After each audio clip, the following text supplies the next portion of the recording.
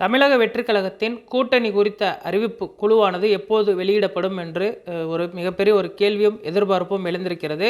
தமிழக வெற்றிக் கழகத்தின் ஆலோசனை கூட்டமானது நேற்று பொதுச் செயலாளர் புசி ஆனந்த் இல்லாமல் பட்டினப்பாக்கத்தில் இருக்கக்கூடிய விஜய் அவர்களுடைய இல்லத்தில் நடைபெற்று முடிந்திருக்கிறது. இதில் அந்த நிர்வாக குழு ஒருங்கிணைப்பாளர் செங்கோட்டையன் அவர்கள் முக்கிய பங்காற்றியிருக்கிறார். அவர் தலைமையில் இந்த குழுவானது அமைக்கப்படும் என்றும் எதிர்பார்க்கப்படுகிறது. ஒரு அரசியலில் நீண்டகால ஒரு அனுபவம் உடையவர் செங்கோட்டையன் அவர்கள் 50 ஆண்டுகளுக்கு மேலாக தொடர்ந்து அரசியல் பணிகளை கவனித்து வருகிறார்.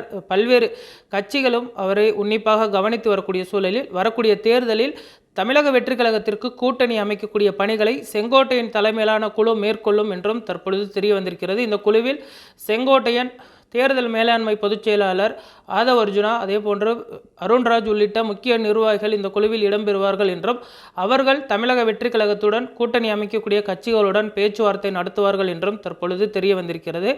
வரும் 27 மற்றும் 28ஆம் தேதி தமிழக வெற்றிக் கழகத்தின் தலைவர் விஜய் அவர்கள் ஜனநாயகன் ஆடியோ லான்ச்சிற்காக மலேசியா செல்கிறார். அந்த பணிகள் முடிந்ததற்கு பின்பு அவர் தமிழகம் திரும்புவார் என எதிர்பார்க்கப்படுகிறது. அதற்கு முன்பாக இந்த கூட்டணி குறித்த குழுவினை அமைப்பதற்கு தற்பொழுது தாவேகா தலைமை திட்டமிட்டிருக்கிறது. அதே போன்று நாளைய தினம் தாவேகா சார்பில் கிறிஸ்மஸ் விழாவானது மாமல்லபுரத்தில் இருக்கக்கூடிய 4 பாயிண்ட் செரட்டன் ஹோட்டலில் நடைபெற இருக்கிறது. முதன்முறையாக ஒரு சிறுபான்மையினர்களுக்கான இந்த விழாவாக கிறிஸ்மஸ் விழா நடத்தப்பட இருக்கிறது. இதற்கு முன்பு ரம்ஜான் பண்டிகை பார்த்தமையால் ராயப்பேட்டை OMCA மைதானத்தில் நடைபெற்றது. இதில் விஜய் அவர்கள் நேரடியாக கலந்து கொண்டு அந்த இஃப்தார் நோன்பு திறப்பு நிகழ்ச்சியில் கலந்து கொண்டார். அதே போன்று நாளை கிறிஸ்மஸ் விழாவும் தாவேகா சார்பில் நடத்தப்பட இருப்பது குறிப்பிடத்தக்கது.